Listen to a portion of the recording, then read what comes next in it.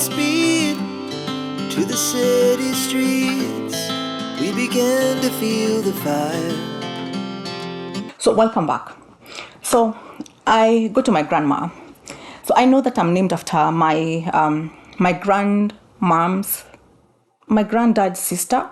So my granddad is long dead. So I go to my grandmother and I'm like, hey Shosho, who am I named after? And would you tell me a bit about Gadoni, the Gadoni that I'm named after?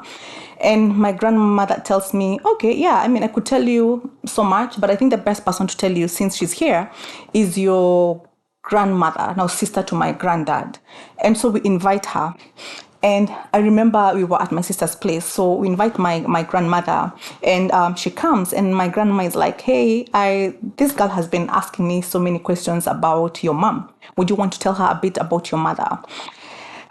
And I'm eagerly waiting to hear what the person that I was named after was like and who they were. And and what they were like.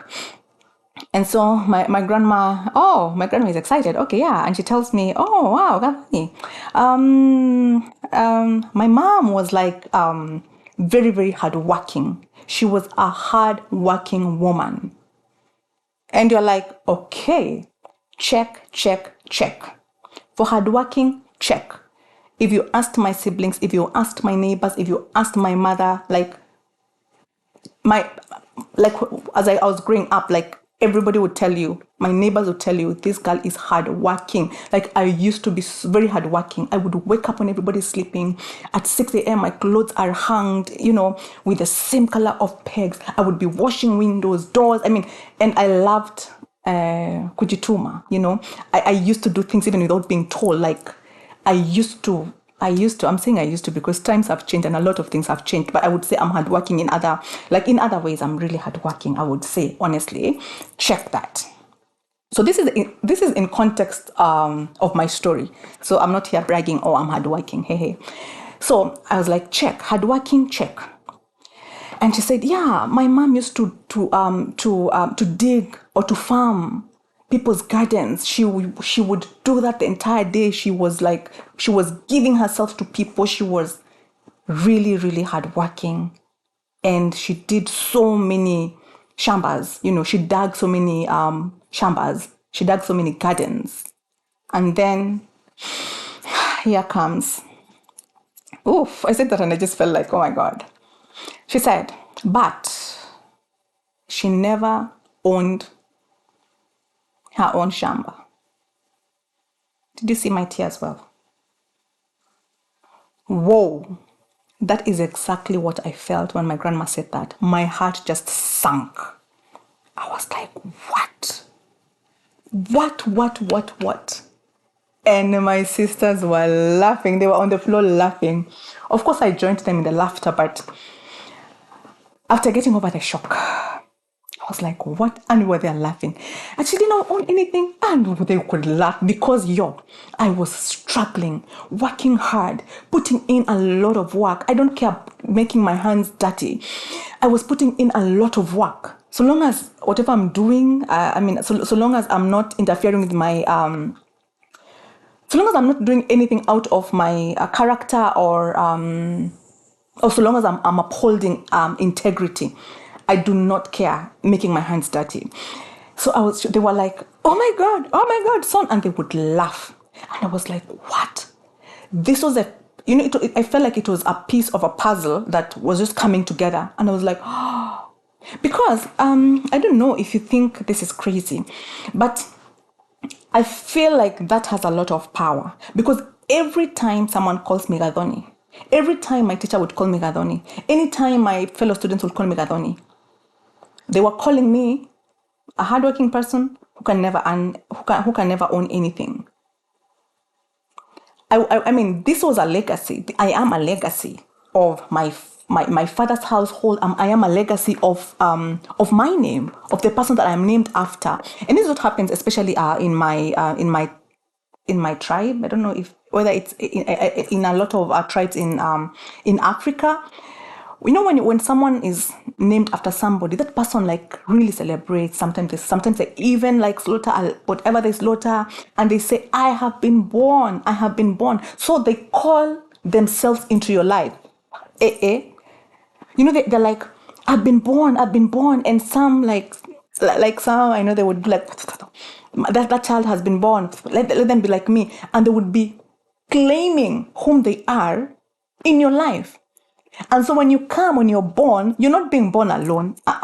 You're being born with, like for me, it's not just the Gathoni that I'm named after. I don't know if you believe that. I believe that. I said I just talk about what I've experienced. Okay. So this is Gathoni, the Gathoni that I'm named after. And she also bears the other Gathoni. And this other Gathoni, there's also like, I don't know from what lineage, I don't know from where, and I don't know how about the other Gadhonis, but at least I can talk about this Gathoni, the first Gathoni, you know. And so I am born, but I'm not born, it's not a clean slate. I already have a lot of baggage that I'm coming with. And this is the same with the positive stuff. It's the same, you know.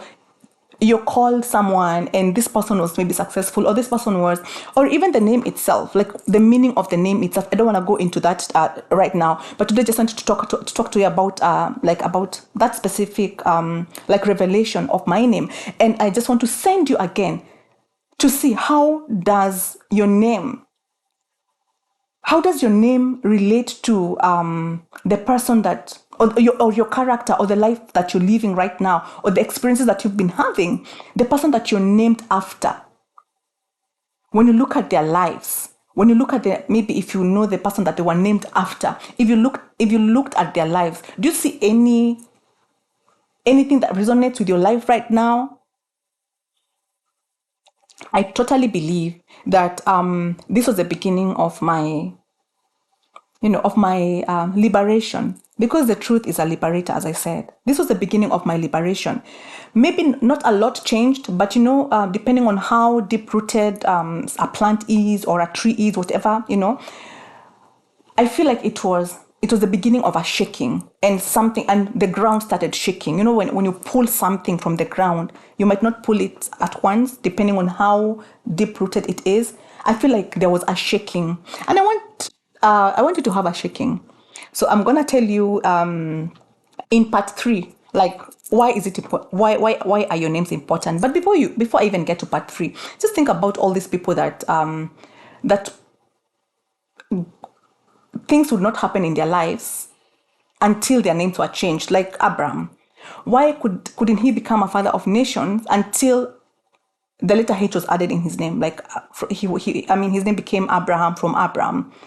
His wife Sarai to Sarah. Like, what is in a name? What is the power of a name? So I'm gonna be sharing more on this in 2 more parts. And what are you supposed to do with your name? Can you change your name? I haven't changed my name. You might not. I mean, we might not do like the Bible. The Bible people. You might not change your name. But what are you supposed to do, or what did I do with my name? I'm gonna talk about myself. What did I do with my name? So see you in part 3. Keep it locked. We rise like tall buildings as the chemicals, they take us higher. The night's young, and it's just